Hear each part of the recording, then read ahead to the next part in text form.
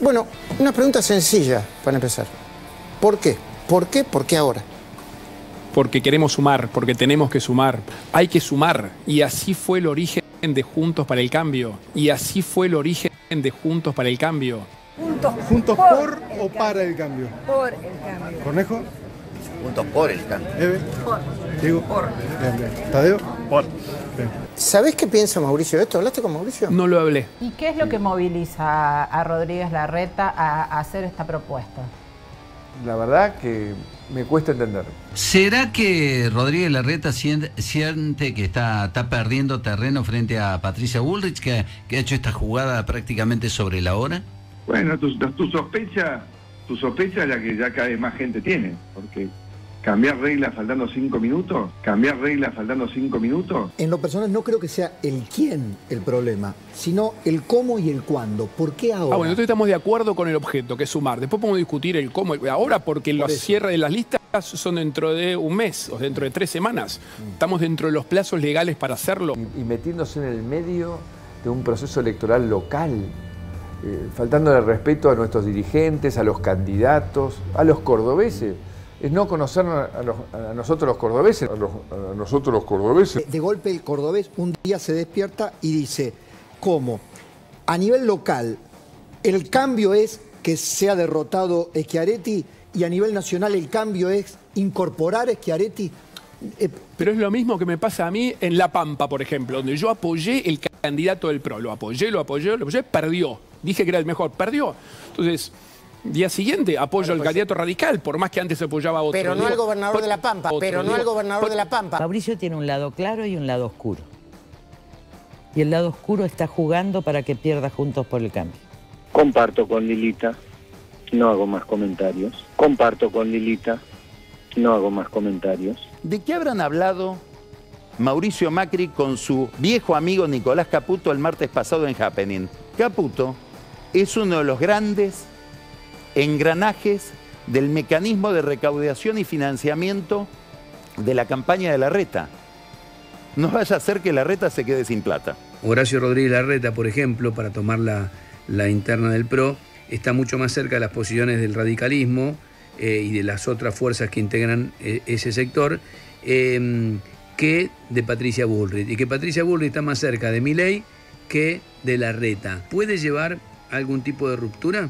Bueno, esperamos que no, porque la columna vertebral de la ampliación tiene que ser Juntos por el Cambio. Es como que yo vaya a Jujuy y diga, bueno, vamos a ampliar la pata social de Juntos por el Cambio y la vamos a incorporar a Milagro Sala. A ver qué diría Morales. Yo no me voy a ningún lado. Yo soy de los fundadores del PRO.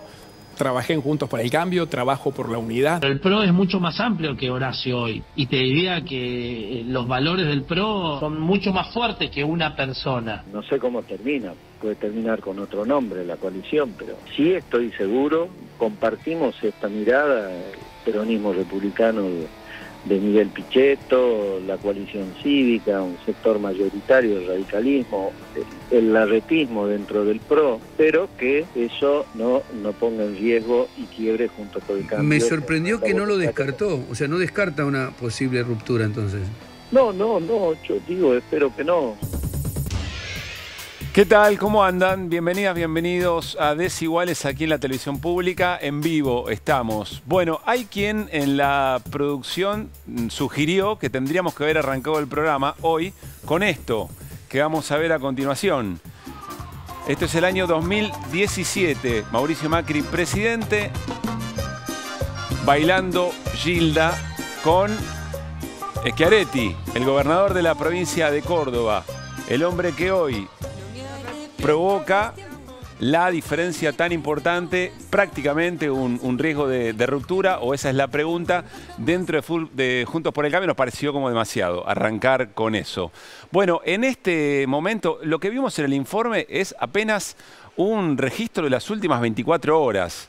Tamaño lío se generó por la sugerencia, la voluntad de Horacio Rodríguez Larreta de incorporar a Juan Schiaretti a Juntos por el Cambio, del modo que efectivamente fuere.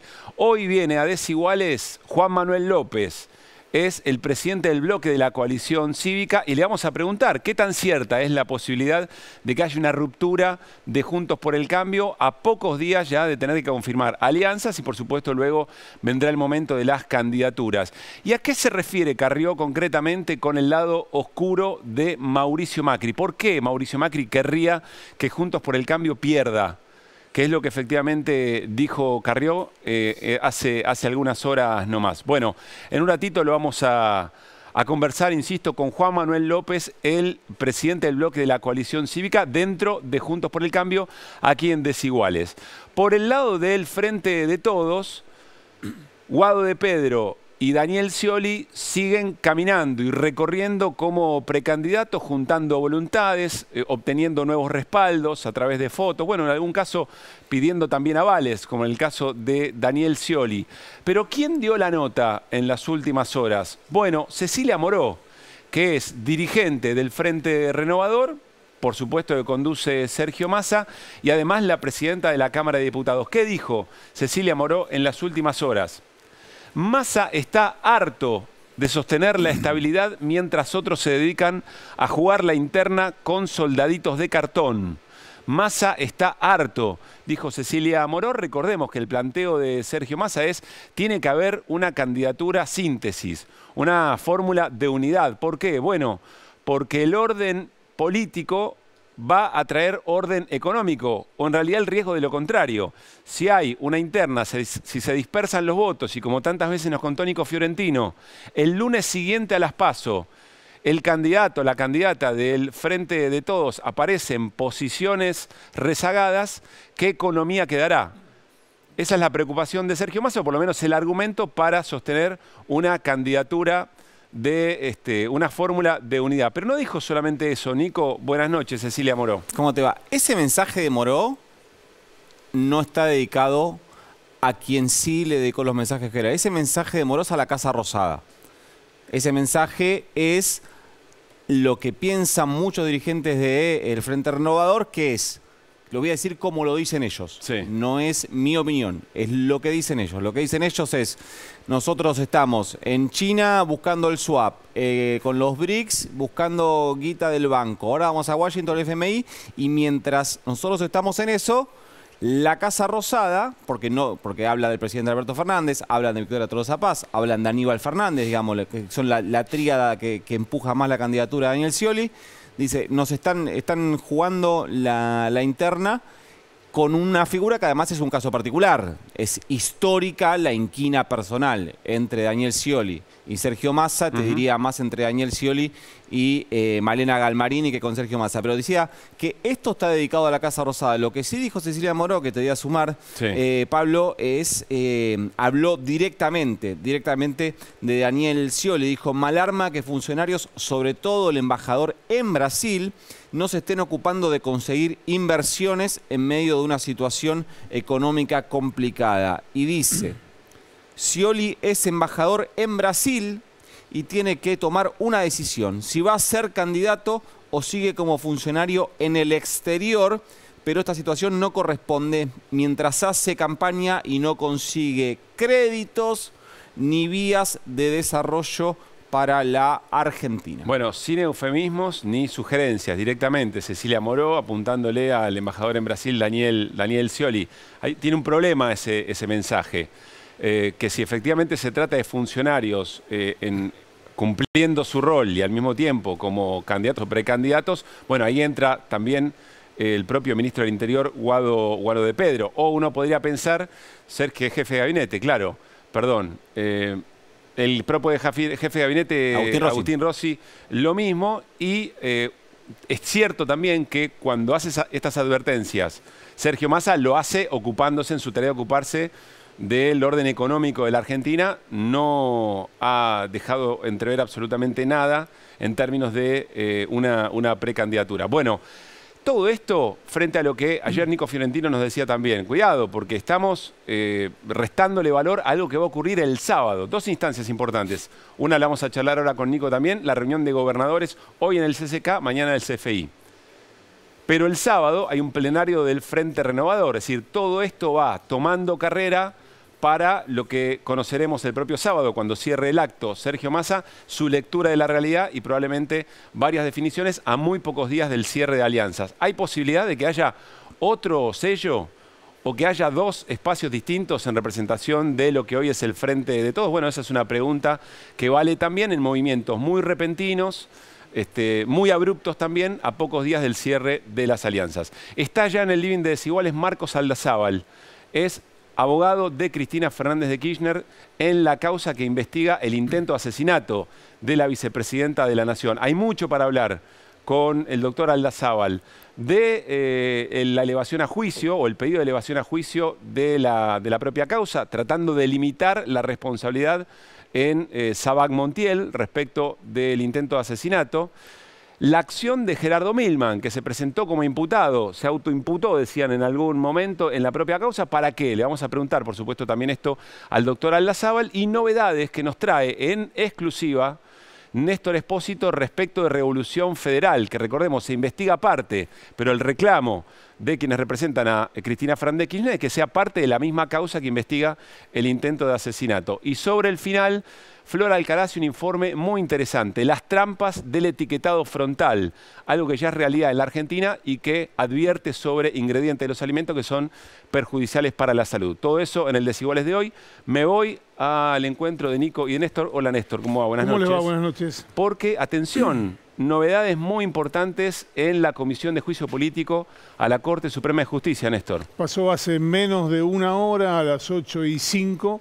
La Comisión de Juicio Político votó citar para que formule su descargo ante los diputados al juez Juan Carlos Maqueda por las irregularidades en la obra social detectadas a lo largo de las últimos 5 o 6 reuniones de la Comisión de Juicio Político en la que se debatió todo esto, incluso con el testimonio del hasta hace algunas semanas el administrador general de la Corte, Héctor Marchi. Fue él el que contó y aportó documentación respecto de irregularidades que detectó en el manejo de la obra social. Le atribuyen a Maqueda ser el hombre de la Corte en la obra social, y lo que la diputada Vanessa Siley contó hoy en el momento en que justificó por qué se lo iba a convocar a Maqueda es esto que vas a ver ahora.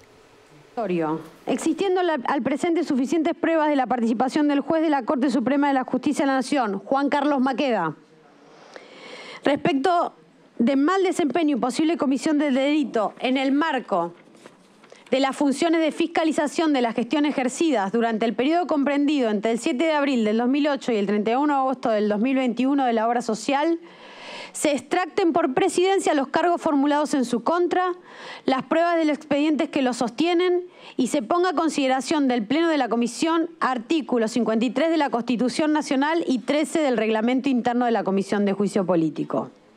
Segundo, cumplido lo anterior, se cite inmediatamente al juez de la Corte, Juan Carlos Maqueda, en los términos del artículo 13 del reglamento de la Comisión de Juicio Político. Tercero, todo ello sin... Básicamente lo que están diciendo es que Maqueda va a tener que ir a dar explicaciones como parte de su defensa ante una acusación que tiene 6 puntos. El primero y principal de ellos es que la obra social, bajo la supervisión de Maqueda, puso en riesgo la salud de los propios afiliados de la obra social al Poder Judicial. ¿Te acordás? Es una obra social que tiene 100.000 afiliados que aportan cada uno proporcionalmente a los sueldos por lejos más altos de toda la administración pública nacional. Los jueces, fiscales y empleados judiciales son, en definitiva, parte de la administración pública. Se financian con fondos del Tesoro Nacional. Bueno, lo que sostiene es que no solo hubo una administración mamarrachesca, te lo hemos contado aquí con estos programas informáticos que atrasaban 40 años, sino que además toda esa secuencia puso en riesgo y causó la muerte de afiliados a la obra social. Perdón, es una pregunta. No está, perdón, Palito, no está obligado a ir, Maqueda, ¿no? En rigor. cuando se produce un proceso de juicio político y hay una acusación, lo que debe hacer la comisión, porque eso es parte del proceso, es ofrecerle al acusado la posibilidad de formular su descargo. Maqueda, como juez de la Corte, y el resto de los jueces de la Corte, tienen determinadas prerrogativas. Hoy circuló, por ejemplo, la posibilidad de que le mandaran un cuestionario y que él respondiera por escrito. Lo que suele pasar es que cada uno que llaman como testigo, no es el caso de Maqueda, tiene la obligación de ir. En el caso de Maqueda tiene el derecho de formular su descargo ante la acusación. Es la posibilidad de ir a defenderse ante la Comisión de Juicio Político. Bueno, quien más objetó la citación de Maqueda es efectivamente Juan Manuel López, que insisto, en un ratito viene a Desiguales porque integra la Comisión de Juicio Político y en todo este recorrido han criticado mucho la propia realización del juicio político, diciendo que era toda una incursión de pesca, y además objetó el modo en que se lo citó a Maqueda hoy, así que en un rato lo vamos a hablar con él. Nos vamos al living, al encuentro de Marcos Aldazábal, como les decíamos, abogado de la vicepresidenta Cristina Fernández de Kirchner. Marcos, gracias por venir. Bueno, ahora nos metemos en la causa por el intento de asesinato a la vicepresidenta, pero como hombre de derecho no quiero dejar de preguntarte si tenemos que naturalizar la citación, el marco de un juicio político a un juez de la Corte, o es una alarma importante que no habría que dejar pasar así como así.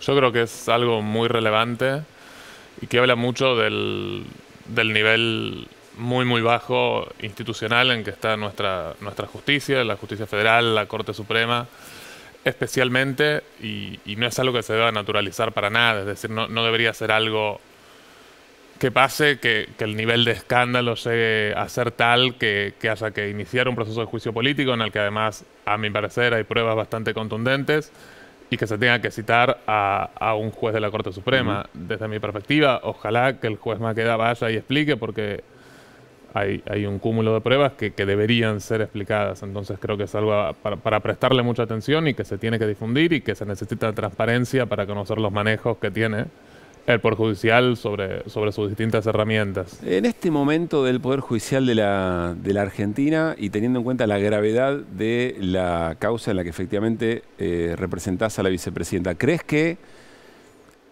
todo tiende a tratar de encontrar justicia en el ámbito internacional?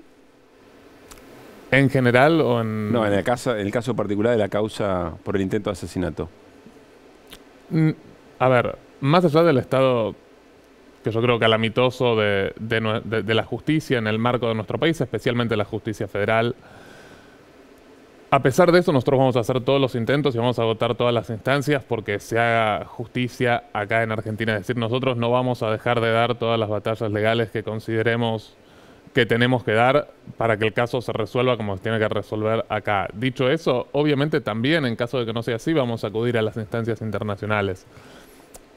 Ahora bien, con decir esto, no quiero que se entienda de ningún modo que eso releva de responsabilidad a los funcionarios y a los actores judiciales acá en Argentina, porque además un caso de estas características en el que se investiga un intento de asesinato es un tipo de caso en el que la celeridad para juntar pruebas, para investigar, el estar encima de la causa, es muy importante. Entonces, nuestra voluntad en este caso es que se conozca la verdad. Eso es lo que nosotros queremos. Una resolución internacional que diga que se investigó mal o que la justicia anda mal, bueno, puede tener su valor, evidentemente, pero más allá de eso, y la buscaremos, hay que buscarla, pero lo que necesitamos es que se actúe rápido, que se investigue ya se perdieron un montón de cosas justamente porque esto no pasó, pero nosotros vamos a insistimos todas las semanas, prácticamente todos los días, con que se realicen las pruebas que van surgiendo en la investigación. Néstor, hay novedades en la causa Revolución Federal, que recordemos, ¿no? Es una causa que la representación de la vicepresidenta pide que se unifique con el intento de asesinato. ¿Cuáles son? Ayer prestó ampliación de declaración indagatoria como acusado el líder de Revolución Federal, Jonathan Morel. Lo citaron porque hay episodios que no habían sido incluidos en la primera acusación, que los cuales se los informaron ahora diciéndole, bueno, además de todo esto que le estábamos imputando, están estos y estos otros hechos. Entre esos hechos Hay que recordar que Jonathan Morel está imputado por un delito que se llama intimidación pública. Entre esos hechos hay uno de intimidación pública que tuvo como objetivo a la ex titular del INADI y ex diputada Victoria Donda. Ayer, antes de que ingresara a declarar ante el juez Marcelo Martínez de Giorgi en esta causa, que insisto, es conexa, pero que no tramita junto a la del atentado contra Cristina, Comodoro Pi decidió no vincular una causa con la otra, pese a que la creación del clima violento en esta causa terminó provocando que en la descripción de este intento de homicidio se concretara en el intento de homicidio propiamente dicho. Bueno, pese a que tramitan diferentes, ayer fue a declarar ante el juez Martínez de Giorgi. Iba a declarar sobre Donda y antes de ingresar le preguntaron sobre Donda y Jonathan Morel dijo esto. Para mí se llevó el tema hacia mí, a mis formas, cuando en realidad yo quería debatir sobre cuestiones grosas como la pobreza, la inseguridad, la educación y un montón de otras cosas, no mis formas. Mis formas también mal es indistinto. Con Victoria Donda también, por ejemplo. Con Victoria Donda no fui violento. No fui violento. Con Victoria Donda no fui violento. No fui violento. Jonathan Morel dijo con Victoria Donda no fui violento. Lo que vas a ver a partir de ahora es un documento exclusivo encontrado en los aparatos de Jonathan Morel vinculado con Victoria Donda. Mirá. Buenas, ¿cómo andan? Este es un mensaje para Vicky Donda. Mirá, Donda, están las antorchas y la guillotina. ¡Ah! No lo puedo creer. Donda, no tengas miedo, no soy tan malo. Ponete a laburar, por favor. Haz algo por la gente, que salís muy cara, Donda. Sos muy pelotuda y salís muy cara. Sos muy pelotuda y salís muy cara. Bueno, Jonathan Morel dice que esto que circuló entre los grupos de WhatsApp que tenía Revolución Federal y que apuntaba directamente a Victoria Donda, por lo que ayer fue convocado a prestar declaración indagatoria, no es violento. Recuerdo también una persecución, un intento de agresión y se le decía que iba a terminar como su padre, Victoria Donda, ¿no? En el mismo contexto y por el mismo espacio, Revolución Federal, Néstor, ¿o no? Vas a visitar a San Pedro al igual que tus papás le dijeron en el marco de una manifestación callejera. Me da la sensación, Marcos, que solamente si le quitamos relevancia al intento de asesinato a la vicepresidenta de la Nación, este tipo de generación de climas no está vinculado con la misma, o no debería estar vinculado con la misma investigación. Como que está roto eso, digamos, ¿no? En primer término, la gravedad de lo que se está investigando. Sí, totalmente. Y ahí me interesa puntualizar algunas cosas. Es decir, como decía Néstor recién, uno puede pensar en alguna forma sociológica en la que Revolución Federal y estos discursos de odio generan el clima para que pase lo que pasó después con Sabac Montiel, pero no es solo esa la conexión, ¿eh? Hay conexiones a nuestro criterio bastante más estrechas, como que Brenda Uliarte, que es la pareja de Sabac Montiel, fue a una, pero nosotros creemos que a dos manifestaciones de Revolución Federal, o como que la semana pasada aparecieron mensajes de una persona identificada en chats con Jonathan Morel como Dali Revolución, que pone a disposición de Revolución Federal un arma 9 milímetros, y una de las ocasiones en que pone a disposición ese arma es el 27 de agosto, para lo que ella llama la actividad bala. Y eso es 2 días después de que Jonathan Morel dijese cómo mataría a Cristina Kirchner, que es exactamente como después lo intentó hacer Sabac Montiel. Y además ese mismo día en el que ella se refiere a la actividad bala, nosotros sabemos, porque está acreditado en la causa, que ese día Sabac Montiel y Brenda Uliarte intentaron matar a Cristina Kirchner, pero bueno, no pudieron porque ella se metió en su casa. Entonces, digamos, no es solo una conexión sociológica o generar un clima, sino que también lo que nosotros queremos que se investigue, si hay vinculaciones mucho más concretas, como que haya habido una participación. No nos olvidemos que dirigentes de Revolución Federal estuvieron dentro del edificio donde vivía Cristina Kirchner, en la casa de arriba, en la casa de la vecina, justamente esos días, con lo cual hay cuestiones que es necesario, obviamente, que se investiguen. Estos comentarios de ofrecimiento de la pistola 9 milímetros, Martínez de Giorgi se los envía a Capuchetti y le dice, esto es relevante, debería ser relevante para su causa. Exacto, sí. En realidad el que debería decidir ahí es Rívolo, que ahora tiene la instrucción delegada, claro, que está investigando.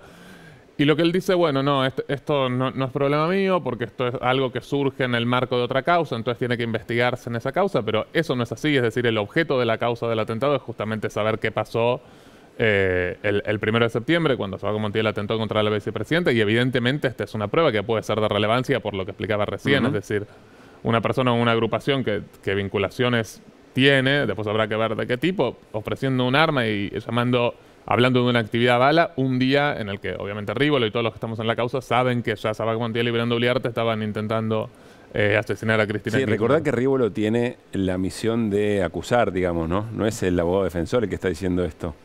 No, absolutamente. Tiene el deber de acusar y el deber, incluso por la ley orgánica del Ministerio Público Fiscal, de colaborar con la querella, pero esto no está siendo así. De hecho, hago un breve paréntesis. Hoy en la Cámara Federal insistimos con la recusación del fiscal Rívolo, porque el día en el que fue a declarar Ivana Bosiewicz, la ex asesora de Gerardo Milman, en realidad el día en que ella presentó un escrito pidiendo ampliar su declaración, ya un abogado vinculado con Gerardo Milman y con Carolina Gómez Mónaco, la otra asesora de Milman, conoció ese escrito antes, ese mismo día, que solo lo tenía la Fiscalía y antes de que lo conozcamos todas las demás partes, incluso la jueza, con lo cual alguien se lo pasó. Bien. Y lo tenía solo la Fiscalía. Hablando de Milman, ¿qué lectura hacen de la presentación de Milman en la causa como imputado? ¿Qué significa eso? ¿Por qué lo hace? Los motivos por el que él designa abogados son motivos personales suyos. ¿Cuál sospechan que es la estrategia? A ver, no es, más allá de nuestro deber profesional estricto, tampoco nosotros tenemos por qué ir suponiendo estrategias. Nosotros, como abogados querellantes, lo que vamos a supervisar es que toda defensa se haga en el marco de la ley, en el marco del proceso. Si en ese contexto él quiere presentar abogado y explicar lo que tenga que explicar, para nosotros está perfecto. Para nosotros está claro que hay muchas cosas que Milman justamente debería explicar y hay muchas cosas para investigar respecto de Milman, porque por ahora todas las pruebas que se produjeron, que son menos que las que nos hubieran gustado, son incriminatorias. Entonces, si él pone un abogado defensor y quiere explicar lo que tenga que explicar, por nosotros está perfecto. Néstor. ¿Ustedes consideran, doctor, que la instrucción no está completa, en consecuencia que la causa no puede ir a juicio oral porque hay un montón de cabos sueltos? Hoy les apareció un aliado inesperado en esa postura, que es el defensor de Gabriel Carrizo, el jefe de los Copitos. El abogado Gastón Marano hoy pidió una postergación en el pedido de elevación a juicio porque sostiene, y esto es lo llamativo, que hay en el expediente legajos restringidos a los que él, como abogado defensor, no pudo acceder. Es decir, que se está violando la garantía de defensa en juicio, escondiéndole información que está adentro del legajo. ¿Qué es esto? A ver, respecto de los legajos o el acceso a la causa que pueda tener o no el defensor de Carrizo, no lo sé, porque es decir, nosotros a cada uno accede por un sistema electrónico. Y yo veo las cosas que puedo ver y supongo que él podrá ver las mismas u otras cosas. ¿Pero hay legajos restringidos dentro de la causa? En este momento, si en este momento hay algún legajo restringido, yo no lo conozco. Es decir, a lo que yo tengo acceso, sé que ellos tienen acceso y además lo que sí sé es que por todas las cosas por las que se imputó a Carrizo y por las que está imputado, siempre estuvieron a disposición de su defensa, pero de todas maneras ese es un planteo que eventualmente tendrá que resolver la jueza y que lo que sí es claro es que de ningún modo la querella determina si hay legajos restringidos o no, y si hay legajos restringidos nosotros en este momento nosotros no los conocemos. Es curioso porque tanto Morel en su declaración dice que Carrizo está preso por haberle comentado a alguien que su amigo había intentado matar a Cristina. Él dice que Carrizo no tiene nada que ver, pero también Fernando Sabac Montiel, en esa confusa carta manuscrita que le mandó a la Cámara Federal, también lo desvincula a Carrizo. ¿Carrizo es una pieza de qué importancia dentro de todo este esquema? Para nosotros por ahora es una pieza central. No escuché lo que dijo específicamente Morel sobre Carrizo, pero no es una persona que le cuenta a sus amigos que Sabac Montiel intentó matar a Cristina. Es una persona que dice expresamente intentamos matar a Cristina, que después dice ahora vamos a hacer esto bien, ahora vamos a matar lo estoy parafraseando obviamente, pero ahora vamos a matar al jefe de la Cámpora, ahora vamos a matar al jefe de la izquierda, no sabes la banda de 90 personas que tengo organizada, que dice el arma es mía repetidas veces. Es decir, no es una persona que cuenta lo que hizo un conocido, es una persona que dice expresamente a muchísimas personas que él organizó el intento de asesinato, que proveyó un arma y que tiene la intención de seguir atentando contra otras personas. Entonces, para nosotros es una pieza central de la que sabemos, evidentemente está totalmente acreditado, que tenía relación con Sabac Montiel y con Brando Uliarte. De hecho, era su jefe dentro de la banda que vendía algodones de azúcar. Entonces, no es una pieza para nada tangente a la causa, es central para la investigación. Marcos, el otro día estuvo José Gilinski, aquí en Desiguales, el titular de la Policía de Seguridad Aeroportuaria, y dijo, el atentado contra Cristina es un hecho terrorista. ¿Qué opinión te merece esa caracterización? A ver, aclaro esto simplemente, más allá de lo que se puede decir en términos coloquiales, lógicamente la definición de terrorismo es muy disputada, por lo cual habría que verlo con detenimiento, pero más allá de eso... Él hacía referencia a generar conmoción interior. Sí, totalmente, en eso coincido totalmente. Tiende a generar un clima desestabilizador y en eso es interesante justamente, volviendo a Carrizo, que Carrizo en los mensajes dentro de los grupos de WhatsApp dice logramos desestabilizar al gobierno, qué golpe le dimos al gobierno. Entonces sí, evidentemente es un acto que genera este tipo de circunstancias, que genera terror en la población, que amedrenta a la población, que de hecho era la figura que se le había aplicado también a Revolución Federal antes de que la Cámara Federal baje la calificación, pero también si uno ve un poco la historia de los asesinatos políticos y las consecuencias que tuvieron en otros países, son justamente estas, desestabilizar totalmente la sociedad. Entonces, a mí me parece que a veces se pierde un poco la perspectiva con el tiempo de la gravedad que tuvo esto y la gravedad que tiene que pueda pasar algo así, porque fue un milagro que Zavala no hubiese salido, pero si hubiese salido no sabríamos qué hubiera pasado, ni dónde estaríamos hoy ninguno de nosotros. ¿En qué Argentina estaríamos? ¿En qué Argentina estaríamos? Última pregunta, Marcos. ¿Hay algún elemento positivo que acerque la investigación a este escenario que estás planteando? ¿En qué sentido? ¿Hay algo de lo cual esperar buena novedad en términos de darle la real magnitud que tiene el caso? Sí, con eso, si esa pregunta la interpreto como si tenemos alguna esperanza en los actores judiciales y del Ministerio Público Fiscal que están interviniendo ahora, la respuesta lamentablemente es no, pero dicho eso, y esto yo personalmente, obviamente son charlas que tenemos porque es muy desesperanzador a veces chocarse una y otra vez contra la misma pared, pero yo siempre tengo la esperanza de que se vaya a saber la verdad y por eso trabajamos todos los días, todas las horas que trabajamos en esto y vamos a insistir para que se conozca esa verdad. Es decir, a pesar de la reticencia que hubo de las autoridades judiciales a investigar, con todo el impulso que dio la querella y con todo el impulso que le damos todos los días, igual fueron surgiendo un montón de cosas. Entonces nosotros vamos a seguir dando ese impulso para ver hasta dónde se puede llegar y ojalá sea a resolver el caso y que se sepa la verdad, porque es importante para nosotros, obviamente para Cristina, pero también para toda la sociedad argentina saber cómo puede haber pasado algo así, quién estuvo detrás. Marcos, gracias por haber venido a Desiguales.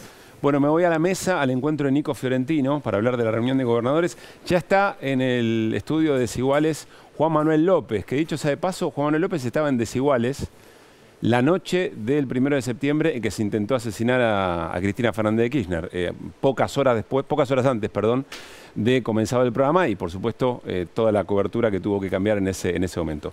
Bueno, Nico, hoy en el Centro Cultural Kirchner y mañana en el CFI. Sí, lo de hoy fue una cosa mucho más protocolar, formal, fue un panel de debate, de discusión de cómo administrar los recursos naturales. Carente de rosca, podemos decir, al menos lo que vimos. Lo visible. Claro, exactamente. La parte más interesante sabemos que es la que no nos muestran, o en todo caso es nuestro trabajo tratar de mostrarla. Mañana, 15 horas en el CFI, el Consejo Federal de Inversión, donde habitualmente se juntan los gobernadores. Entre 12 y 15 es la expectativa entre presenciales, por ahí alguno por Zoom, pero entre 12 y 15 gobernadores y gobernadoras de peronismo son los que pueden participar o estarían dispuestos a participar mañana, con algunas cosas para resolver que resumimos en una plaquita para ir desarrollando cada uno de esos puntos. La primera, si piden o no que haya candidato único. Acá hay un punto, viste que siempre decimos que cuando cualquier análisis de carácter nacional de una elección provincial te lleva al error. Sí. Bueno, eso se puede extender a cualquier cosa que vos digas después de los gobernadores creen que está mal. Está muy bien y muy buena. Porque son universos distintos, con intereses distintos, no con todos tienen la pensamientos misma distintos. intención y además, me imagino yo, apalancados en realidades provinciales muy distintas. Por eso es muy difícil que del comunicado de la reunión o el documento que emitan después de la reunión de mañana surja una posición en este sentido. Sí te puedo decir que es mayoritaria la posición de ir con candidato único. Después, otro punto a definir es si acuerdan ir todos detrás de un solo candidato. También muy difícil porque vos hoy tenés una división entre los gobernadores básicamente entre guadistas y masistas, por lo menos de lo que tienen hoy encima de la mesa como opciones. Alguno rescata la figura de Daniel Scioli, pero claramente están, o por lo menos hay una posición mayoritaria de conducirse por la misma vía por la que vaya el acuerdo mayoritario del Frente de Todos. Después estuvo enojado, no sé si escuchaste la entrevista que dio Jorge Capitanich el día domingo. Estaba muy enojado, sí, de Futuro, en el programa de Flor Barragán, de Gaby Sued y mi amigo Lean Renú. Estaba muy enojado porque dice, ¿por qué no solo siempre segundo? Aparte encontró un discurso que era, ¿qué tenemos nosotros? ¿Menos libros leídos que en el AMBA para ir siempre segundos? Bueno, una cosa que tienen que definir y que probablemente termine pasando porque es una alternativa siempre posible, es que del universo de los gobernadores, por eso digo que no necesariamente puede ser un gobernador, pero puede ser alguna figura muy representativa de alguna provincia, termine completando alguna fórmula. Daniel Scioli viene diciendo desde el día 1 que él va a completar una fórmula con una figura que represente el federalismo. Ahí los dos primeros nombres que surgen son los dos candidatos que volteó la Corte, básicamente, que son Juan Mansur, ex candidato a vicegobernador, todavía gobernador de Tucumán, al menos hasta el domingo, hasta que termine su mandato, y Sergio Uñac, gobernador de San Juan. Son dos opciones que surgen para completar la fórmula con Scioli. La que podría acompañar Guado de Pedro es muy difícil. Sí, lo que tenés es que hay gobernadores que van... Bueno, después nos queda un punto más que es ¿qué hacen con sus listas? Es decir, los gobernadores, el gobernador de Catamarca, el gobernador de La Rioja, el gobernador de Salta, el gobernador de La Pampa, arman sus listas de candidatos al Congreso Nacional, a diputados nacionales, en algunas provincias también al Senado. Bueno, ¿qué hacen con esas listas? Porque hay gobernadores que dicen, bueno, si ustedes no se ponen de acuerdo y van a una paso, es decir, que van con más de un candidato a presidente, bueno, nosotros no queremos que nuestras listas estén en todos los candidatos. Eso opina la mayoría y eso se contrapone con la estrategia que viene pregonando el kirchnerismo, sobre todo Máximo Kirchner. Lo contamos ayer, o si no lo contamos lo cuento muy sintéticamente. La línea de Máximo Kirchner es presenten los candidatos que quieran presentar, pero si presentás candidato a presidente, presentás candidato a gobernador y presentás listas propias. Esto se lo dijo Máximo Kirchner en una reunión que tuvo hace más o menos 2 semanas a un grupo de emisarios. Daniel Scioli, no estaba Daniel Scioli, estaba... respondió a eso. Bueno, armaremos lista corta. Puede eventualmente. Ser. Claro, no presentarán, sí. Estaba Alberto Pérez, el ex jefe de gabinete de la provincia de Buenos Aires durante la gestión de Daniel Scioli. Bueno, los gobernadores no están, o la gran mayoría de ellos no están muy convencidos con esto. ¿Por qué? ¿Por qué? Con este punto. Lo que seguramente surja es que van a pedir los gobernadores, como va a ser lo mismo el Frente Renovador el sábado, como seguramente haga la CGT en algún momento, en algún comunicado, demandar que se les reconozca su peso específico dentro del Frente de Todos. Van a pedir que haya algún tipo de mesa política, pero si yo empiezo a contar ¿cuándo fue la primera vez que un dirigente del Frente de Todos pidió una mesa política? Creo que empezaría el 11 de diciembre de 2019. Claro. Está muy bien. Es decir, estamos viendo intento de construir fuerza política, golpear fuerte algún tablero en el marco de las negociaciones que se vienen frente a los cierres. Imagino, esto es hipotético, con esa información sería muy raro que no surja algún tipo de mensaje hacia la Corte Suprema de Justicia de esa reunión, atendiendo el caso Uñac, atendiendo el caso Mansur y atendiendo la lupa que están poniendo sobre la situación en Formosa. Gracias, Nico. Bueno, nos vamos al living, ya está Juan Manuel López, en el living de Desiguales, diputado nacional, presidente del bloque de la coalición cívica. Juan Manuel, ¿cómo estás? Muy bien. Gracias por venir. Bueno, estamos hablando ahora de la interna del Frente de Todos. Arrancamos el programa contando un poco las repercusiones después de lo que fue la reunión ayer en el Comité de la Unión Cívica Radical. ¿Hay un riesgo real de que Juntos por el Cambio se fracture? No, para mí no. O sea, es una opinión, ¿no? Y soy categórico porque estoy convencido que los incentivos a que Juntos por el Cambio se fracture, que podrían tener cualquiera de los dos candidatos más competitivos, son muy bajos. Yo no lo pienso solamente por sus convicciones, digamos, sino en que me parece que quien se vaya o esta división va a ser castigada por el votante eventual que podría tener Juntos por el Cambio. Entonces me parece que es atractivo Juntos por el Cambio, por más que hoy no esté en su mejor momento, estar acá, porque tiene chances concretas de volver a ser gobierno. Entonces, irse raro, ¿no? Quienes ponen arriba de la mesa el riesgo de una fractura, lo que están haciendo es tratar de juntar fuerza para evitar lo que se quiso hacer, que se amplíe el Juntos por el Cambio. Puede ser. Juntos por el Cambio no pudo resolver. Las institucionalidades de los partidos políticos en la Argentina son débiles, eso lo tenemos claro, y de las alianzas más. Y nosotros estamos haciendo nuestra experiencia. Hace 8 años que estamos juntos, superamos un gobierno que no reeligió y superamos 0 oposición, pero ahora que tenemos de vuelta el desafío por primera vez con una interna competitiva, bueno, nos cuesta transitar esto. Y ahí, la verdad que la institucionalidad nuestra no estás sabiendo, no puede resolver cómo incorporar más. Y me parece que el que por ahí hace más política, o es más pillo, o comunica mejor, como Patricia, que tiene, no sé, 45 años, 50 años de militancia política, y sin darnos cuenta, entrado un montón de gente a Juntos por el Cambio, que naturalmente iba a entrar, como López Murphy, como Margarita, como gente que por ahí anda cerca de ella, y hay otros debates que no los pudimos dar. Pues si Schiaretti apoyara a Patricia Bullrich, ya estaría dentro de Juntos por el Cambio. Eso, olvídate, pero seguramente que sí. Yo creo que falta altura, falta método y falta política de otro lado. Me parece que por ahí a Larreta le falta explicar mejor, comunicar mejor, por qué cree que es una buena ampliación. Nosotros no opinamos porque dijimos, hagámoslo más seriamente a todo este proceso. Juan Manuel, cuando vos hablás de la debilidad institucional, ¿es de Juntos por el Cambio o es del PRO? Y quiero que me dejes seguir en esto, porque entiendo que la UCR tiene, por ejemplo, un caso muy claro, muy concreto, la UCR puede tener un montón de discusiones, pero en un momento el lunes tiene la convención, levanta la mano, más o menos, Schiaretti sí, Schiaretti no, se acaba la discusión. Corregime, pero es el plenario federal, el organismo de la coalición cívica que también toma ese tipo de decisiones.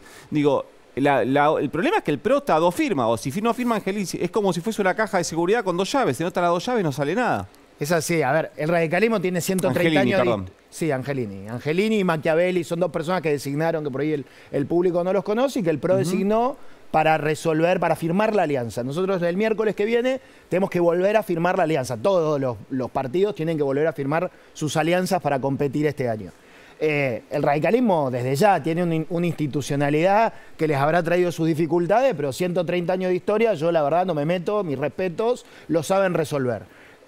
Nosotros tenemos 20 años de historia y un liderazgo claro, hay un solo liderazgo claro que es el de Lilita, pero tenemos nuestra convención, todo lo que un partido tiene que hacer lo sabemos hacer y hemos tenido nuestras discusiones, ha ido gente del partido, se ha quedado, hemos perdido, ganado discusiones. El PRO está haciendo su ejercicio, o sea, tiene los 2 candidatos más competitivos, pero tiene baja institucionalidad, baja calidad institucional, porque no la necesitaron hasta ahora. Evidentemente, y tiene una interna que me parece que se trasladó al resto de la fuerza y que ojalá la resuelvan. Yo sé que hoy están reunidos tratando de resolver algunos temas, ojalá lo puedan hacer hoy, y si no lo hacen hoy, que lo hagan pronto, porque es parte de su responsabilidad de conducción. Después hay que gobernar. Quiero compartir con vos. Van a tener que gobernar con todos. quiero compartir con vos otra idea, Juan Manuel, que surgió ayer en este programa, en este panel. Decíamos que Juntos por el Cambio se conforma en 2015 con una idea que era muy clara. Venía un kirchnerismo con una situación de clarísima hegemonía, 54% de los votos a 40% del segundo. Había una lógica.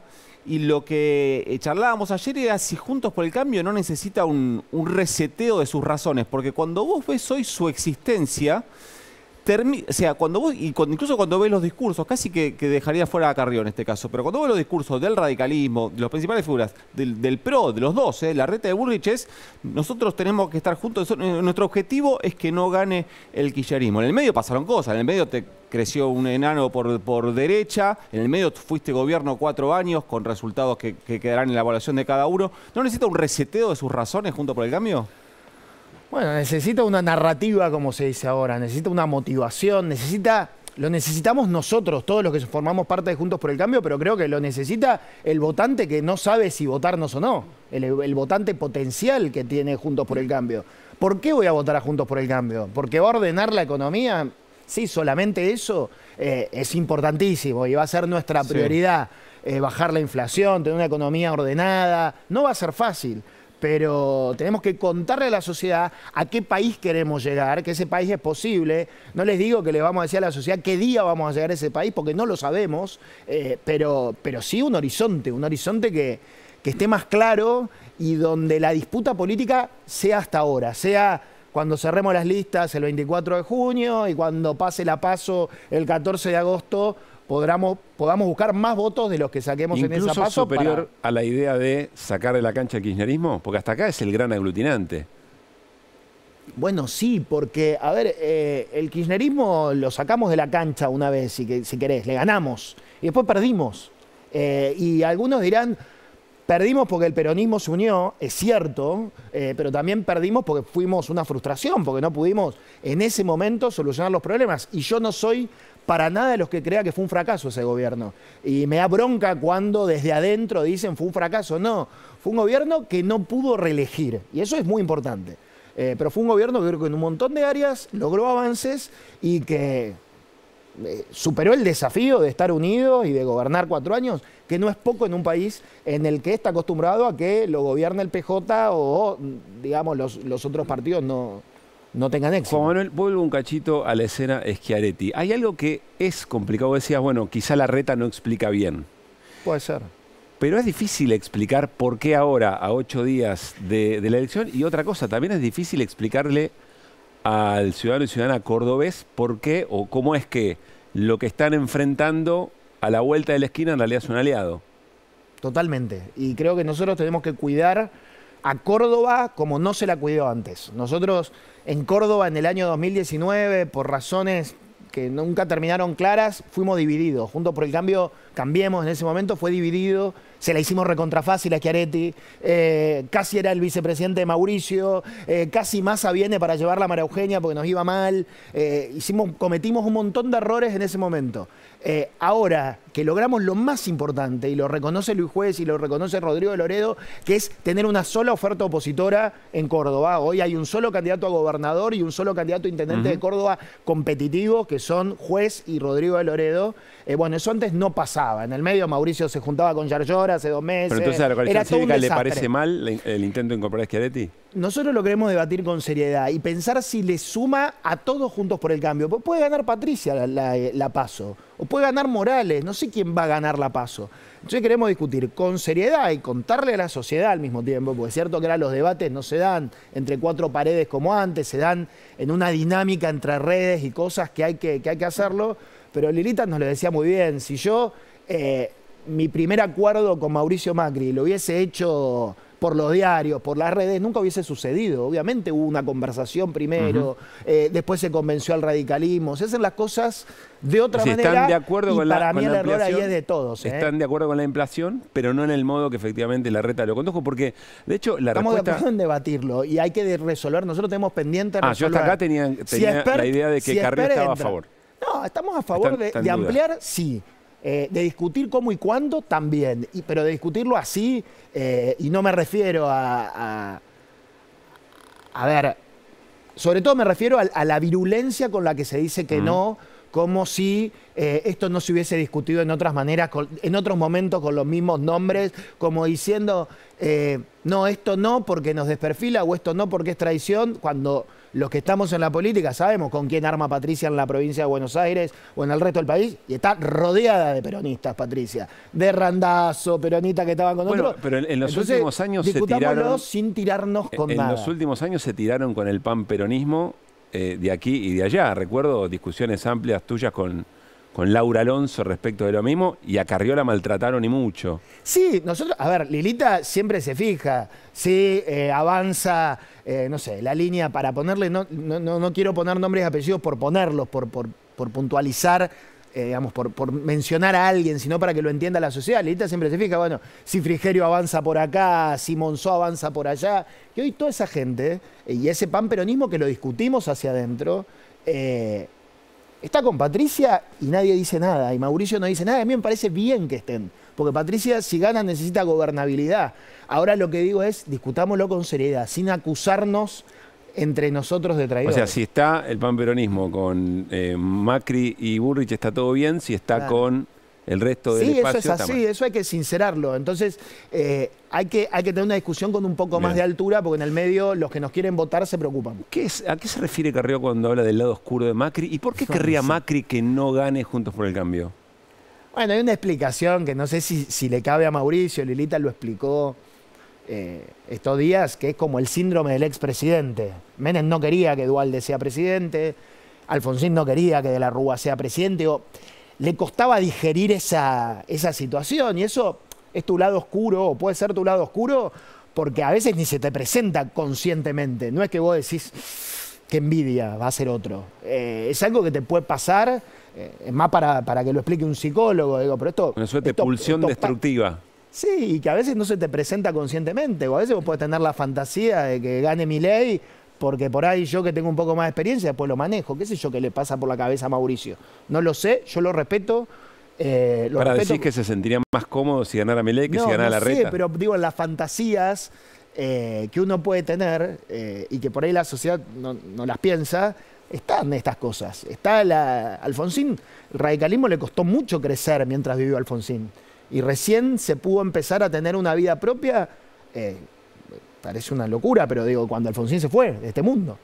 Porque cuesta, porque las personas que son tan fuertes, que tienen ese tipo de personalidades, y no dejan crecer mucho el pasto, a pesar de que Mauricio ha dado muchos dirigentes y muy buenos, el PRO ha dado muchos dirigentes muy buenos, en general después cuando perder el control es difícil. ¿Pero crees que sigue siendo Macri el líder del PRO, la conducción Hoy clara el PRO tiene muchos líderes, Mauricio por ahora es el más gravitante. Hay que ver qué hace Patricia si llega a la presidencia, hay que ver si hace Horacio, qué hace Horacio si llegan a la presidencia, si se desembarazan de él. Me parece que Larreta de algún modo lo está haciendo, pero yo creo que Patricia, que de política sabe, en algún momento va a ser lo mismo. Te iba a decir si un líder puede enterarse por los medios de que alguien quiere incorporar a una figura como Schiaretti, pero lo que respondiste recién es que en realidad eso ya estaba hablado. No lo sé si ya estaba hablado. No lo sé. Pues y entonces, si yo ¿cómo un líder se entera? Y si yo lo hubiese, si me hubiese tocado a mí hacer eso, seguramente lo hubiese llamado a mi ex líder político o a mi socio político o a mi compañero de partido. Claro.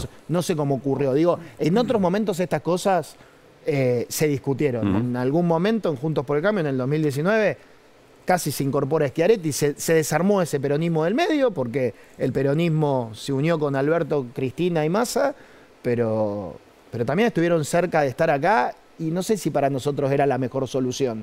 Digo, en cada momento concreto hay que ver qué es lo mejor para esa oportunidad. Juan Manuel, no sé cómo te llevas con las encuestas, pero ya me lo respondiste.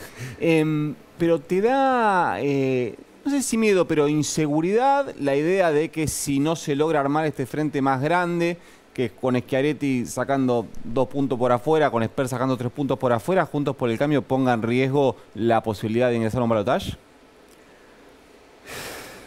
Sí, a ver, nosotros hay cada alquimia, y me parece que no es por hablar más de los encuestadores, tiene más que ver con la sociedad. Yo creo que la mayor parte de la gente no quiere contestar encuestas. Arrancamos los dos juntos, pero... Por eso, me parece que la mayor parte de la gente no quiere contestar encuestas. Mucha gente atiende y miente, y mucha otra gente atiende y putea. No quiere, porque está enojada con la política o está en su micromundo. Con lo cual el termómetro es muy difícil, es un poco de olfato político y de qué conviene y de experiencia y otro poquito de encuestas. Sí, por supuesto que hay, lo reconoció Cristina Kirchner, que algo de política entiende, que el objetivo de las tres fuerzas, incluyendo a Milei, es entrar al balotaje. Porque esta es una elección, dijo ella, de tercios, otros dicen es de cuartos, en realidad hay 3 cuartos, algún cuarto que está más cerca en realidad de 30 y un cuarto que está más cerca de 20, pero hay en el medio probablemente un cuarto de gente o que vota a partidos minoritarios o que no está decidida, sí, o que duda, digamos. Así que me parece que hay que ir a buscar ese voto posible, todos tenemos que ir a buscar para ese vos voto el riesgo posible. está. Sí, claro que el riesgo está. Y yo creo que el sueño dorado de Massa, por ejemplo, o de... tal vez de Mauricio era, si era candidato, finalmente no es candidato, es ir a un balotaje con Milei. O incluso de Cristina, si hubiese sido candidata. Porque dicen, ¿cuál es el candidato que tiene el techo más bajo? Y bueno, es Milei. Entonces, algunos se tientan con ganarle a Milei. Yo creo que hay algunos que están pensando eso. Por eso también crece. ¿Para vos Milei está fuera del registro democrático? Y bastante. Me parece que es una persona que no solo... Mi miedo es que Milei, si gana, incluso intente una reforma constitucional. Porque el Banco Central es una institución... ¿No? Y bueno, pero a veces se pueden dar alquimias muy raras. Cristina dice que tiene que haber otro orden institucional, que este ya está desgastado. Milei dice, por ejemplo, que digamos, no le gustan los parlamentos. Le gustaría gobernar por consulta popular o por decreto. Yo qué sé, si en el medio se da una alquimia que por distintas razones dos grandes sectores dicen vamos a una reforma constitucional porque confían en que la van a ganar y no vamos a un riesgo de ese. Sí, te voy a plantear una situación que no vas a aceptar, pero si en el balotaje entra un candidato o candidata del Frente de Todos y Milei, ¿te manifestarías públicamente para que no gane aquello que hoy definís como por fuera de lo democrático? Yo no, obviamente, para mí es un dilema esa situación. No sé qué haría, no sé cómo votaría. Y no lo adelantaría ahora. Digo, están todas las opciones. Votar a cualquiera de las dos opciones, no votar, votar en blanco. Pero del otro lado tenés algo yo trabajo para que eso no suceda. Está bien, por supuesto. Como cada referente de fuerza política. Pero vos recién definiste a Milei como por fuera de los márgenes de la democracia. Es otro tipo de discusión. Ya es una discusión de régimen, no de modelo. Para mí el kirchnerismo, por eso decía lo que dice Cristina hoy, para mí el kirchnerismo también pone en crisis este régimen. Y lo plantea honestamente... que este régimen, o abiertamente, que este régimen ya no va más, que los jueces como conocemos, como se eligen de manera indirecta... El planteo de Cristina abiertamente es buscar un consenso con otras fuerzas políticas, no está diciendo... Sí, pero dice algo más, que me parece que no todos lo leen. Lo repitió, yo se lo había escuchado decir hace unos años, lo dijo en sus clases magistrales y lo repitió en el acto del 25 de mayo, que es... Este régimen institucional como está ya no sirve para solucionar los problemas. Y eso para mí no es una discusión que podamos dar, porque para mí este sistema con 3 poderes se controlan es la mejor forma de la democracia. Discute eso, me interesa el punto. ¿Discute eso o lo que discute es que los organismos del Estado, que los elementos que tiene el Estado se han debilitado mucho? Yo la interpreto de otra manera. Yo interpreto que dice así el sistema no. Porque el problema de la fragmentación a cualquiera que gane la elección va a tenerlo con dificultad para generar mayoría suficiente para llevar adelante. Absolutamente. Absolutamente. Y nosotros nos tocó la experiencia de gobernar en un Congreso fragmentado y no es nada fácil, por eso soy muy condescendiente con el gobierno de Mauricio Macri, porque esa tarea, gobernar con 85 diputados de 257, 15 senadores de 72, los 2 primeros años no lo hace cualquiera.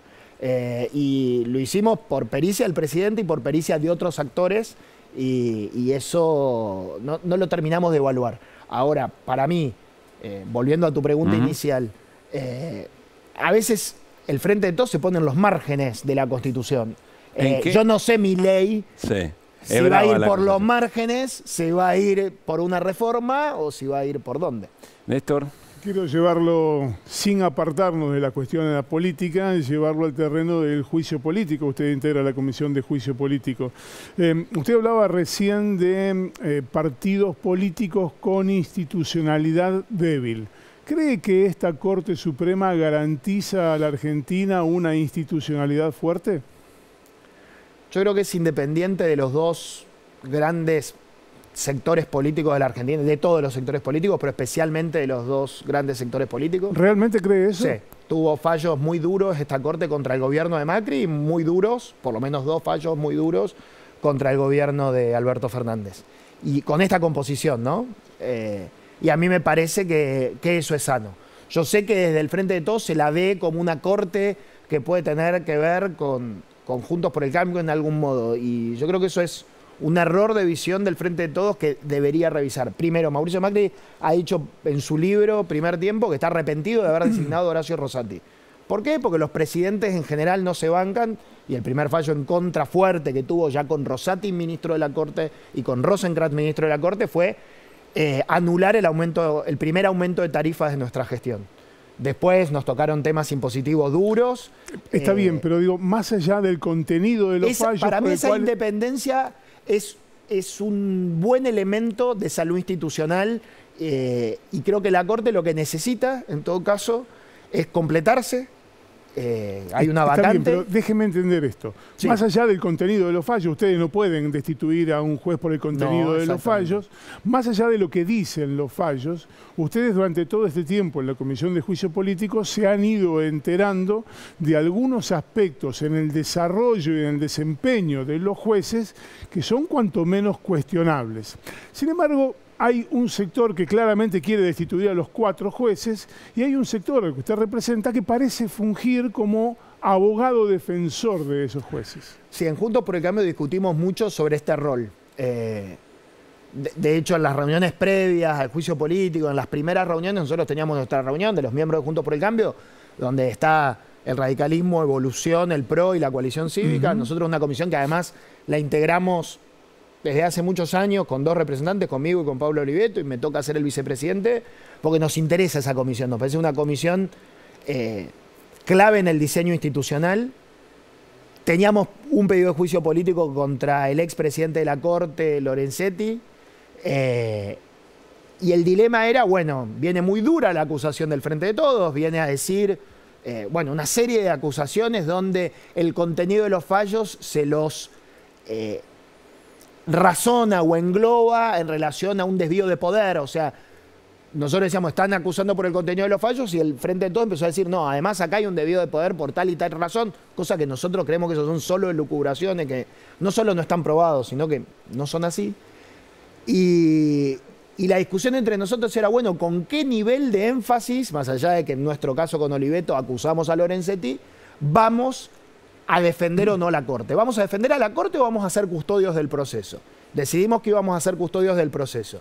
En el medio, para mí, por las acusaciones que hay mucha gente que nos ve como defensores de la Corte. A muchos Juntos por el Cambio dicen, no tenemos que proyectar esa imagen. A mí no me preocupa, porque yo estoy convencido que soy un defensor del proceso, que es una Corte independiente de cualquier sector político, es una Corte que tiene que mejorar su institucionalidad, seguramente, como todos los 3 poderes del Estado, y el Poder Judicial en ese sentido tiene algunas deudas pendientes, pero no me preocupa que algunos nos vean como abogados defensores.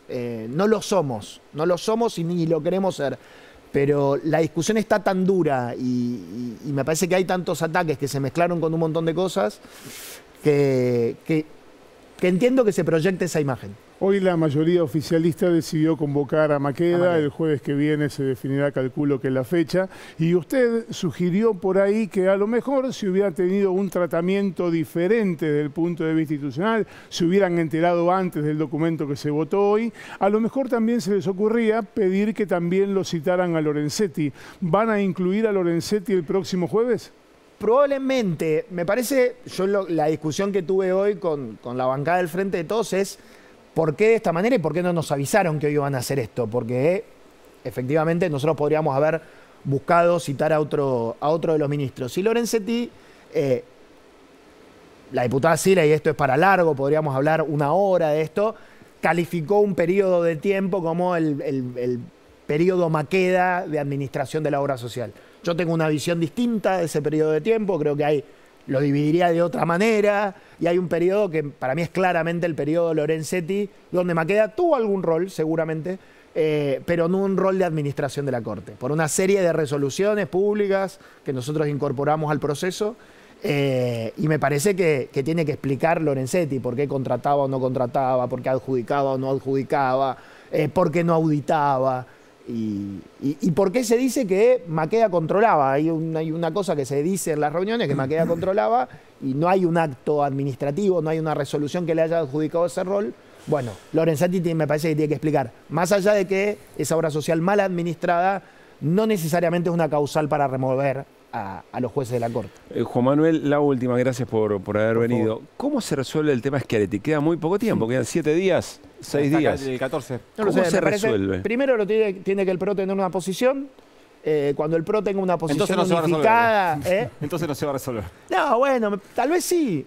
Tal vez el PRO tiene una oposición unificada unificado, mejor dicho, de mayoría o minoría, ¿no? Evidentemente hay dos posiciones del PRO, pero tendrán algún órgano de su carta orgánica, de su estructura, que lo resolverá. Te cuento algo, vendrán... si querés, en este momento, no sé si ya habrá terminado, pero desde las 7 de la tarde está reunido algo que es el Consejo Directivo del PRO, que está integrado por los presidentes del PRO de los 24 distritos, que iban a discutir el posible ingreso de Stolbizer y de Espert, no Schiaretti. Bueno, por eso, primero que resuelvan Stolbizer y Espert, me parece, y López Murphy, supongo, que estarán de acuerdo todos. Y después, ojalá se den esta discusión y si no, para nosotros no es un drama. Es una idea no es un drama que no entre Schiaretti. Es una idea de Larreta, de Morales, que la tenemos que discutir con madurez. Gracias, Juan Manuel, por haber venido. Bueno, nos vamos al corte. Al regresar, el informe de Flora Alcaraz. Las trampas del etiquetado frontal. Compartimos el avance y al regreso de la pausa, el tema. Salimos a recorrer supermercados y nos encontramos con una variedad de situaciones en las góndolas. Hay que decir que los sellos están presentes, pero las trampas están ahí, sutiles. Hemos encontrado muchísimos productos que han generado una doble cara principal. Están poniendo los productos con los sellos para atrás en vez de exhibirlos para que el consumidor sepa antes de elegirlo. Las grandes empresas tienen su periodo de implementación desde agosto del 22 y las prórrogas se han terminado en febrero de este año.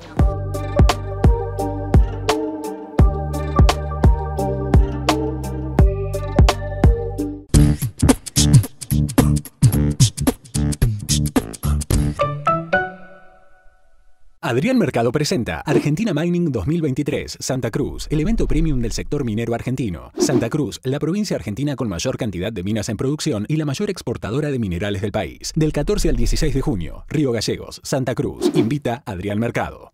¿Cuál es el nombre? No, para que quede grabado que... Pará, mal, ¿qué dije yo? A ver, ¿cuál dije? La llave de la eternidad. Pará que la eternidad, ¿verdad? Cuidado, cuidado. Llave a la eternidad. Estreno. Próximo martes, 22:30. Televisión Pública. Listo, ya tienen Telecentro Internet 1000 Mega con Wi-Fi Mesh para que la señal llegue perfecto a toda la casa. Rafa, llegó el momento de separarnos. Fueron 6 años hermosos, hermanito. Igual, ya sabés dónde venir a ver pelis. Toda la internet que querés, donde más la necesitas. Internet 1000 megas más Wi-Fi Mesh, 3.299 pesos. Telecentro, conectando con vos. Buenas, ¿chocolate vicio? ¿Y ahora? Si me preguntas a mí, llevo el vicio de maní. Entre tanto bullicio, con esta rima auspicio, que sería un maleficio, no probar almendras vicio. El de almendras es un vicio, pero en mi humilde juicio, el de menta más propicio, un placer que yo acaricio. Sobre gusto nada escrito, pero igual yo me la banco. Todos los vicios están buenos, ninguno como el blanco. Déjense. Yo también improviso. Improviso. Elige el que se te ocurra. Cemento. La llegada de la democracia hizo posible ese ir un poco más allá. Cupo femenino. Las mujeres mejoraron la calidad de la política. Que a ver si alguna vez por todas nos defienden en los derechos de la mujer. Pacho O'Donnell. Darle la avenida más larga del mundo, Rivadavia, es una decisión ideológica. Exacto. No dársela a Dorrego es una decisión ideológica. Renuncia de Chacho Álvarez. Presento mi renuncia indeclinable. En la práctica ahí se rompió la alianza. Ni una menos. Nos autoconvocamos, las mujeres. Todo esto no es simplemente memoria, todo esto es historia viva. 40 años de democracia. Programa 2 con Marcelo Figueras. Televisión Pública.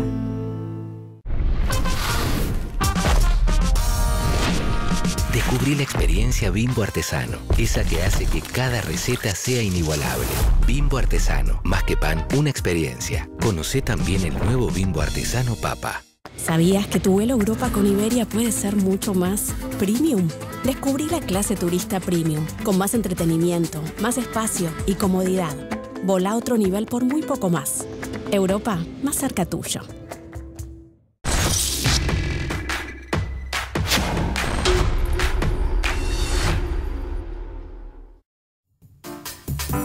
Muy bien, seguimos en Desiguales. Nos vamos a meter con un tema que vamos a renombrar. No es trampas del etiquetado frontal, sino trampas al etiquetado frontal, que es lo que la ley de promoción de alimentación saludable, planteó en uno de sus esquemas. Hay varios más. Está con nosotros Berenice Serra. Ella es abogada y coordinadora del área de incidencia de Fundación Interamericana del Corazón.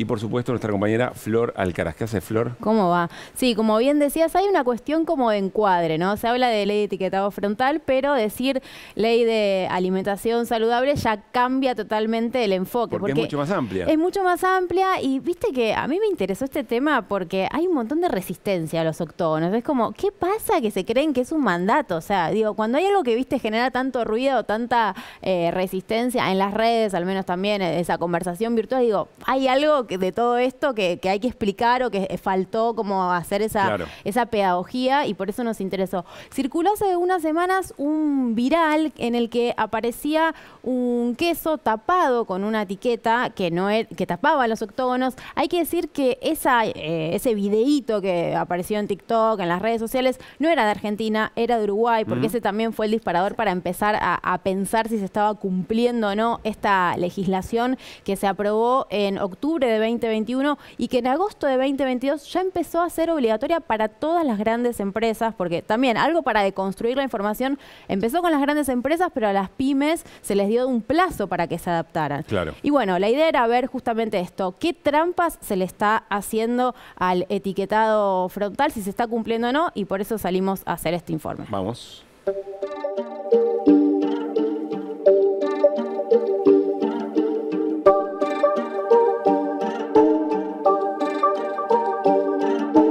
Hecha la ley, hecha la trampa. No todas las marcas están cumpliendo con la ley de etiquetado frontal. Salimos a recorrer supermercados y nos encontramos con una variedad de situaciones en las góndolas. Hay que decir que los sellos están presentes y que hay productos que cambiaron su receta, lo cual es un impacto positivo de la ley. Pero las trampas están ahí, sutiles. La más común es el doble frente. A simple vista agarras el producto y los octógonos no están, pero lo das vuelta y en el otro frente sí. Otra trampa es colocar un QR con más información nutricional, como vemos acá. Y también hay productos con información o mensajes que son inexactos o innecesarios, como este. ¿Cuáles son las trampas que identificaron en las góndolas en relación a la implementación de esta nueva ley? Hemos encontrado muchísimos productos que han generado una doble cara principal y los supermercados o cualquier almacén que exhiba esto están poniendo los productos con los sellos para atrás en vez de exhibirlos para que el consumidor sepa antes de elegirlo.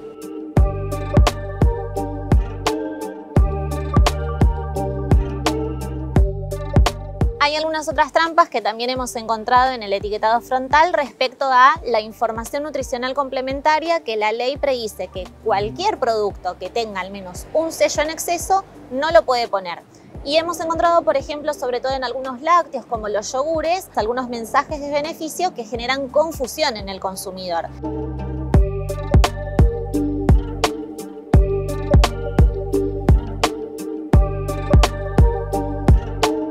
También hay otros engaños respecto a que todo aquel incentivo, como por ejemplo un material descargable, como un incentivo de un código QR, no se podría poner.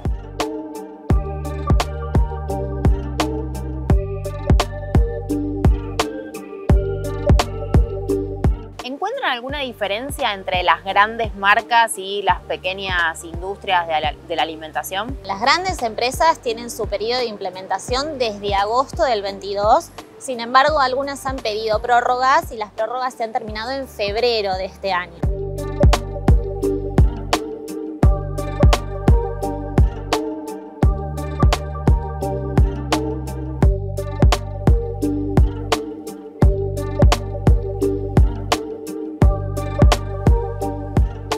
Nos parece sumamente interesante que una vez que una ley que se ha discutido tanto, que ha tenido tanta ofensiva de lobby, una vez que simplemente, bueno, a ver si efectivamente se está cumpliendo o no.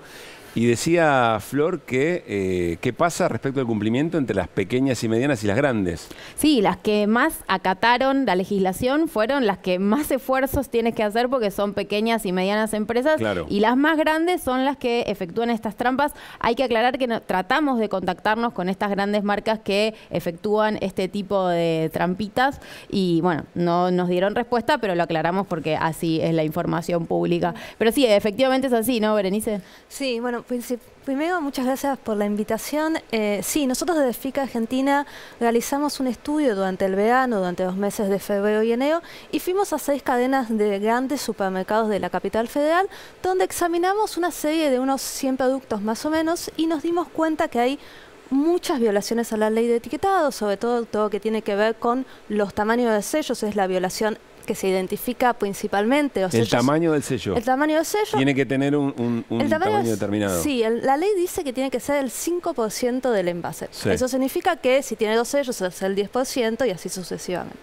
Bueno, el tamaño del envase es donde más cometes infracciones, son más chicos, eso significa que se pueden identificar menos, y también específicamente sobre lo que también se veía en el informe, lo que tiene que ver con la posición en góndola, es decir, vos vayas al supermercado y lo primero que veas sean los sellos. Bueno, más del 80% de las cadenas de supermercado no lo cumplen. O sea que no tienen que ver únicamente con las marcas de la alimentación, sino también hay una complicidad de los supermercados y también de los grandes supermercados, porque si vas al de tu barrio, seguramente te encuentres con el sello o la cara que tiene el sello. Claro, la ley dice que es una responsabilidad solidaria, es decir, es responsabilidad de la empresa, que muchas también tienen sus propios depositores, pero también es responsabilidad del supermercado. Todo lo que significa la cadena productiva tiene su responsabilidad.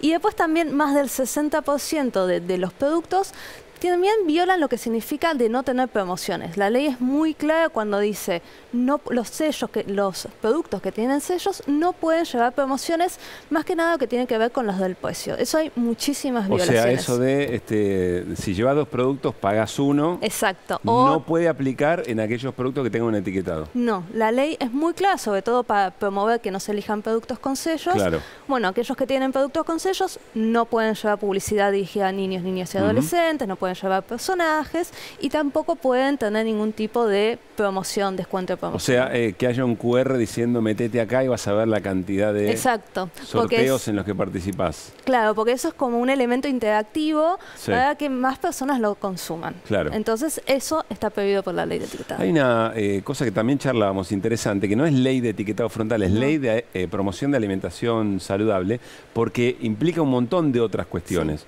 ¿Esas otras cuáles son las más importantes y si se cumplen o no, Berenice? Las otras tienen que ver primero con lo que tiene que ver con la publicidad, promoción y patrocinio. La ley es muy clara que toda aquella publicidad dirigida a menores de edad no puede realizarse de alimentos con sellos. Y después todo lo que tiene que ver con la publicidad dirigida al público adulto, aquella que tiene que ver con que no haya personajes, que no haya deportistas, que no haya cantantes. Bueno, esa publicidad tendría que al menos verse los sellos. Pero hay una realidad que la resolución que finalmente saca el ANMAT, que es como el organismo encargado de todo lo que tiene que ver con la fiscalización, bueno, esa resolución es bastante vaga. Entonces uno va a ver muchísimas publicidades, nosotros no lo hemos estudiado puntualmente, pero sí, si uno ve en los canales de televisión las publicidades, va a ver que algunas están los sellos todo el tiempo, otras están... Aparecen imágenes. Aparecen imágenes, sí, y a veces no se distinguen. Sí. Debería distinguirse, debería aparecer durante toda la publicidad. Que no y en general se cumple aquello que intenta resguardar a las infancias, por ejemplo, que no se utilicen, no sé, figuras que atraigan a niños y niñas. Eso es como lo que más se está viendo que se está sacando, pero particularmente la ley tiene otro que tiene que ver con los entornos escolares. Sí. Que aquellos alimentos que tengan sellos o aquellas bebidas no pueden comercializarse, ofrecerse ni publicitarse. Dentro de las escuelas. Dentro de las escuelas. Nosotros realizamos un estudio el año pasado en provincia de Buenos Aires, fuimos a escuelas de los partidos de Almirante Brown y Quilmes, y lo que vimos es que el 96% de los productos que se comercializan, que se ofrecen a niñas, niños y adolescentes, son productos ultraprocesados. Si bien el año pasado recién empezaba la ley y había determinadas cuestiones a implementarse, el 96% tiene que ver con una gran cantidad y sobre todo qué se le ofrece a los niños en las escuelas donde pasan un montón de tiempo. Ahora, ¿qué se puede hacer con esto? Y acá estamos viendo en el wall que están con una campaña que se llama No lo dejemos pasar, y justamente también por eso nos interesa hacer este tipo de informes, porque tiene que ver con una especie de, no me gusta la palabra, pero la voy a decir igual, empoderamiento ciudadano, ¿no? Como decir, bueno, los ciudadanos y las ciudadanas también pueden hacer algo en relación a las irregularidades o a las trampas que están haciendo las empresas. Totalmente, Flor. Nosotros sacamos esta campaña, No lo dejemos pasar, con otras 4 organizaciones, Consciente Colectivo, FAGAN, Fundeps y Saná, y lo que tiene como objetivo la campaña es generar una especie de ciudadanía comprometida con la implementación de la ley de etiquetado frontal, que como bien ustedes dijeron, tiene un montón de distintas, es una ley integral, pero sobre todo generar que la ciudadanía denuncie, si bien son denuncias simbólicas, no son denuncias a los entes estatales, pero sí generar como que la ciudadanía se empodere, como bien vos decías, y que denuncie. La idea es que cuando se lleven a cabo todas las denuncias, nosotros sí vamos a chequearlas y vamos a presentarlas ante los entes estatales. Pero a ver, alguien entra a un establecimiento, detecta alguna de estas trampas que narró Flor en el informe, ¿y qué hace? Se puede entrar a la página que es nodejemosPasar.org, y lo que lleva es un formulario muy simple, lo completa y eso nos llega a nosotros, y con eso vamos a hacer una gran denuncia al finalizar, y sobre todo también empezar a solicitarle al Estado que fiscalice, porque si bien esto surge desde la sociedad civil y nosotros creemos que la ciudadanía está empoderada, hay una realidad que es el Estado es el encargado de fiscalizar y poner sanciones también. Néstor tiene una pregunta, no sé si tiene que ver con su angustia por la gelatina o viene por otro lado. No, empiezan a aparecer algunas publicidades, algunas campañas de publicidad de productos que se promocionan como productos sin sello. Por regla general, cuando encontramos algún producto que no tiene ningún octógono, ¿ese producto lo podemos comprar porque es confiable o todavía hay una instancia de transición con las pequeñas empresas en la que podríamos estar comprando un producto que en el packaging no tiene sello pero que es dañino?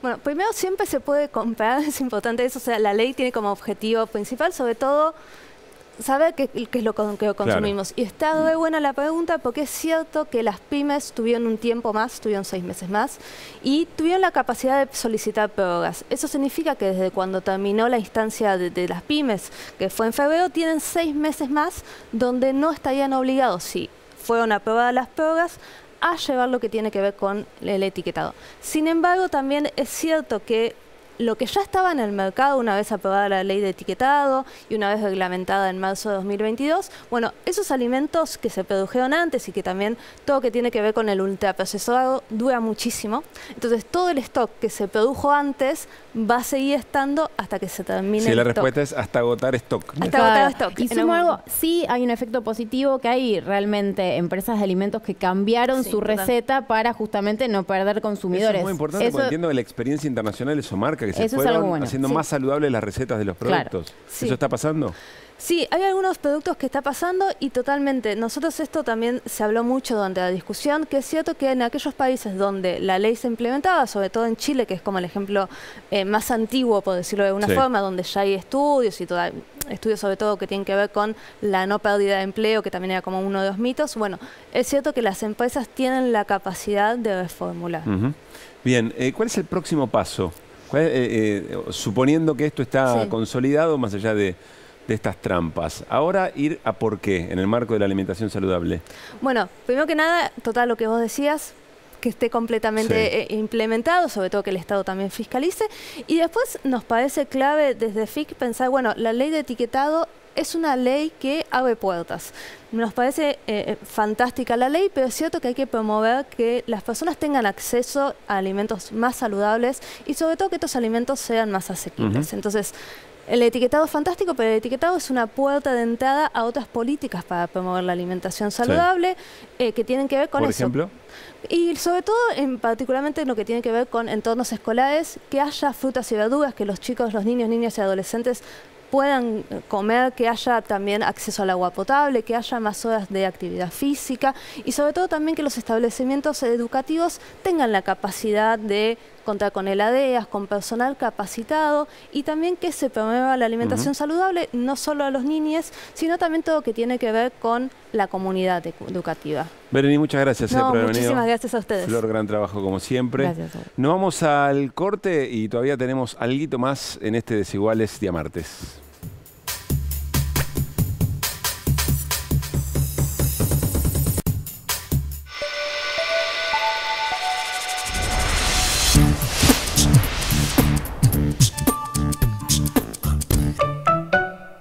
Adrián Mercado presenta su nuevo sistema de subastas online. Desarrollamos un sistema más rápido, más fácil, que te permite participar desde cualquier lugar del país. Si querés que tu empresa crezca, elegí Adrián Mercado.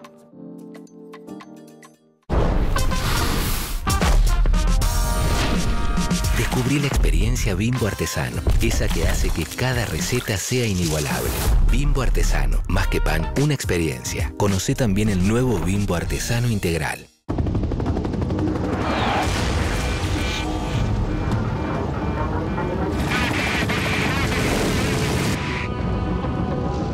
¡Cabral! ¡Sí, mi capitán! Es el tercer helicóptero que perdemos en 2 días. ¿Dónde están?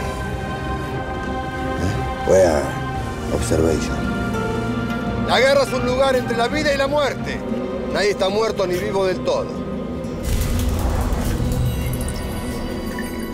Esta semana con Revista ARC, DNI 51. Una edición dedicada al surgimiento de las distintas ramas del diseño en Córdoba y su impacto en la economía, la importancia creciente de sus bienales y congresos, el rol de las facultades y escuelas de diseño y mucho más. Conseguila en tu kiosco.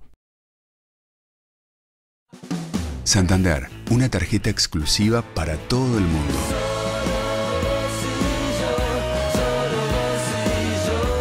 Pedí la tuya. Pedí la del Santander.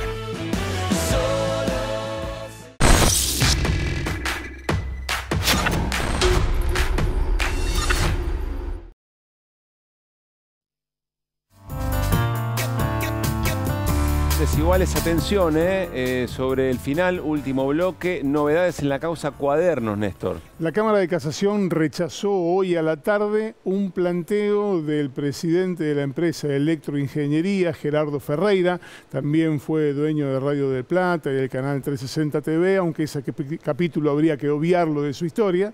Había planteado concretamente la nulidad de la declaración de los arrepentidos con un viejo argumento.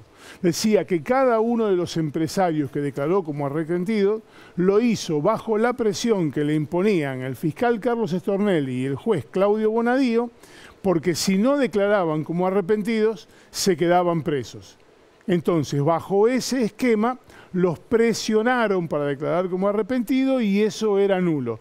Eso independientemente de que tampoco se habían grabado las declaraciones por un medio audiovisual, como sí lo establece la ley del arrepentido. Hoy la Cámara de Casación le dijo que no a todo, es decir, avaló las declaraciones de los arrepentidos como arrepentidos, fundamentalmente de los empresarios, que se acogieron al régimen del arrepentido para conseguir la excarcelación rápidamente al inicio de la causa, cuando Bonadío metía preso a todo el mundo.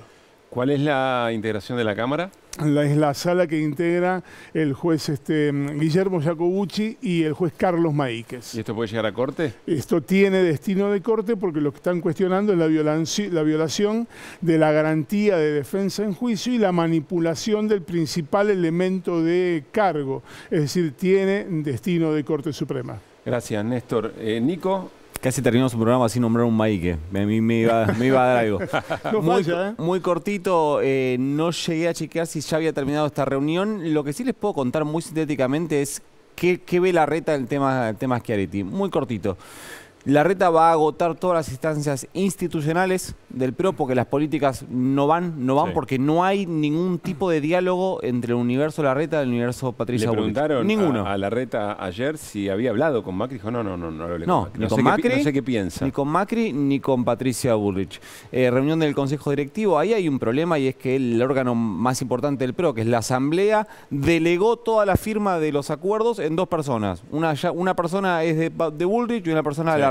No se ponen de acuerdo, no se avanza en ninguna alianza. Se empiezan a ver que las situaciones Schiaretti se empieza a difuminar y lo que empiezan a ver es que en todo caso si esto pasa y no logran la incorporación, lo que habrán logrado, esta es su lectura, no es la mía, perdón que lo aclare siempre pero me resulta importante, es que habrán conseguido que la alianza Bullrich-Macri quede mucho más expuesta de lo que estaba hasta ahora, que Patricia Bullrich hace lo que quiere Mauricio Macri, que representan lo mismo porque esto consideran que electoralmente les sirve porque si la razón por la que Mauricio Macri se bajó es porque electoralmente no es potente. Entonces si vos pegás a Bullrich con Macri, de alguna manera la debilitas. Esa es la lectura. Muy bien, gracias Nico. Bueno, nos estamos yendo, Hasta aquí llegó Desiguales. Mañana 21:30, horario especial para Desiguales en la televisión pública. Es el Día del Periodista y el gran desafío que tenemos es hablar de ese día, no en términos corporativos endogámicos, de lo que a nosotros nos pasa, eventualmente trabajadores y trabajadoras en este mundo, sino de las implicancias que tiene el momento del trabajo periodístico en la sociedad. Así que va a ser un programa muy, pero muy interesante. Se los recomendamos. Nos vamos mañana 21:30, insisto, quédense en la televisión pública. Chau, chau.